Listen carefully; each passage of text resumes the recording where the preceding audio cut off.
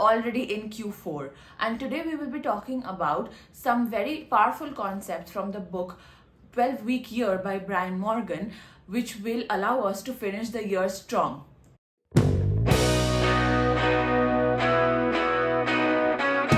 Hi everyone, I'm Ahana and welcome back to my channel. Here we talk about all things related to stationery, planners, productivity, organization, and in general living your best life. If that interests you, don't forget to hit the subscribe button. Also click the bell icon to be notified every single time I post a new video.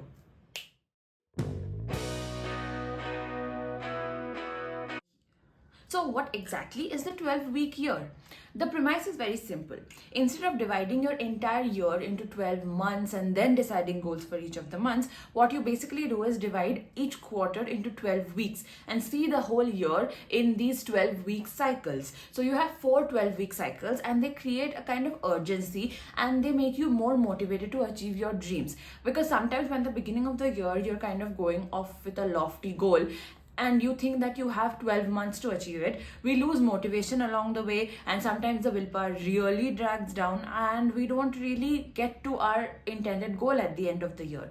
So the better way to do this is that we plan in cycles of 12 weeks, so we have like a relatively shorter turnaround time, and you also set smaller goals for yourself, so it doesn't seem like a huge thing that you have to accomplish in the length of 1 year, but a rather smaller manageable thing that you have to do in the length of 12 weeks.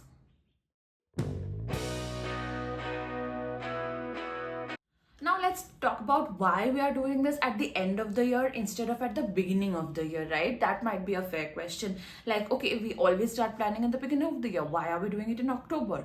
But what is most important to realize is that once you start now, you already get the ball rolling, and when it comes to January of 2025, you would have planned ahead and you would have already made so much progress on your goals that motion, like that starting point, will seem so much easier for you. So I'm going to use the evergreen weight loss example because that is the easiest for most people to relate to. For example, if you have 20 kgs to lose, then if you start off on January of 2025 thinking that okay, I'm going to party so hard on 31st December and then I will start off with my weight loss journey for 20 kgs I'm going to lose in the entire year, which is not impossible, but definitely it's a difficult and quite a challenging goal to have.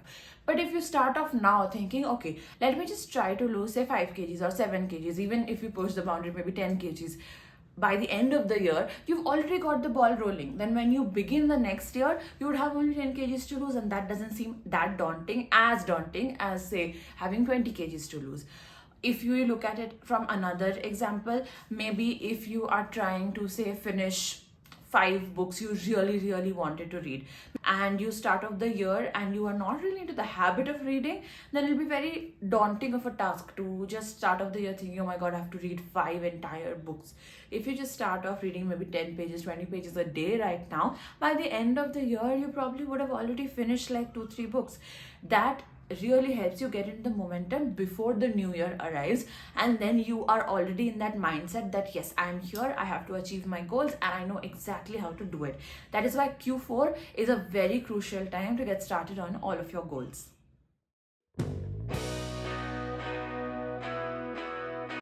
Now, as with any planning methodology, there are a couple of steps. So how can we apply the learnings from the 12-week year into planning for our Q4? Number one is that we reflect on how the year has been so far. So you reflect on all of your goals. You must have set some at the beginning of the year and you see where you are currently. Are these the goals that you want to continue working on? Have you made any progress so far? If not, why not? Wherever you are stuck, how come you are stuck at that point? Do you need any extra help? Will looking for a professional help you? Those kind of questions are something that you need to ask yourself at this stage of planning. Next step would be like, what am I going to achieve in the upcoming 3 months? I have 12 weeks. These are realistically the things that I can achieve. And always follow the SMART methodology when you're setting goals, which is specific, measurable, attainable, relevant, and time bound. I must have referenced in some other video, so I will put the link in the description and on the card so you can check that out. So that is the second step. When you set out your 12-week year goals, don't be too ambitious. please be realistic. Otherwise, if you don't manage to get to these points, then you will feel more disheartened when you're going into the new year, and that is not the objective of this exercise. Once you have set out your 12-week year goals, what is the next step is to break them down into small bite-sized action items. Because if you don't have these things, what you're going to do every day, every week, or every month in order to achieve your ultimate goal at the end of 3 months, you will really be lost and not be making any progress. And as my favorite author, James Clear of Atomic Habits, always says, that you need to focus on your systems and not on your goals, because once your systems are in place, you will definitely achieve your goals. So what you basically need to do is to schedule in specific times in your calendar, make it like whatever time management app you use, if it is your like paper planner, or if it is in a Google Calendar, iCal, Notion, whatever you use, just schedule the tasks every week that you need to do in order to get to that point, because that is the only way that you will ensure that you're actually making any progress towards your set goals. And the final step in this process is to measure your progress. So what you basically need to do is have certain trackers that will actually tell you how far you have gotten. You have to figure out what is the correct metric for each goal. So if, as I was referencing earlier, like the weight loss goal, of course, like kgs lost would be the correct metric. Or if you want to look at input versus output goals, maybe the number of days that you have actually exercised or the number of minutes exercised per week would be a good input goal to have. And then if you are trying to say read a couple of books, then maybe your input goal needs to be X number of pages a day. So those are the things which are really in your control. Those are the things you can influence. So you should really focus on those kind of goals. And as a result, the output goals will be whatever kgs lost or how many ever books read. You can also implement a weekly review system in this. So every week you assess how much you have done, and then you kind of redo it, revisit it. And if it is not up to your mark, you can change something about your schedule so you get more time to focus on your goals, so on and so forth. Comment down below if you would like for me to do a Q4 planning session in the style of the 12-week year. So it might help you understand how you need to go about it. Let me know if that is something that you'd be interested in. I will definitely make a video about that.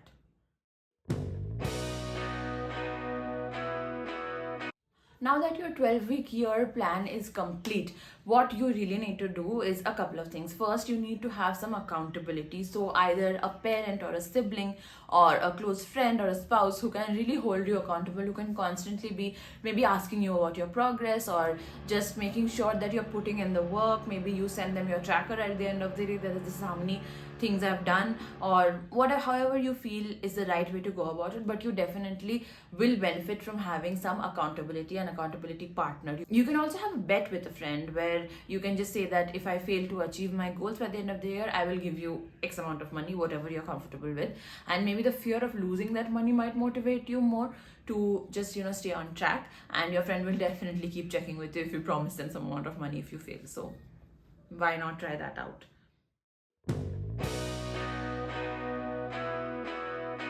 Next thing is to have a review process. So you should definitely be reviewing how far you're coming along. And even though 3 months is not a lot of time, it is still a significant amount of time. And every week you need to have some sort of a review process so that you are able to adjust your schedule, adjust your timelines or tasks as needed, and just making sure that at the end of the 3 months, you have definitely achieved what you set out to achieve.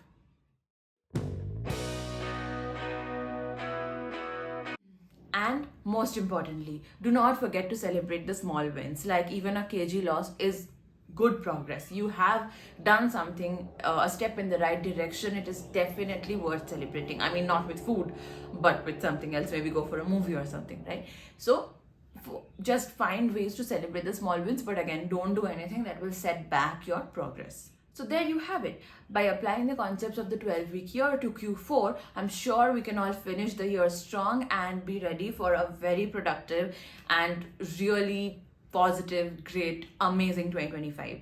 And let me know in the comments if you have any questions regarding to anything that I mentioned today, or if you would like me to do a plan with me session for Q4 in the style of the 12-week year. And if that benefits you, I will definitely make a video on it. So yeah, if you like this video, please don't forget to like, share and subscribe, and I'm gonna see you next week. Bye.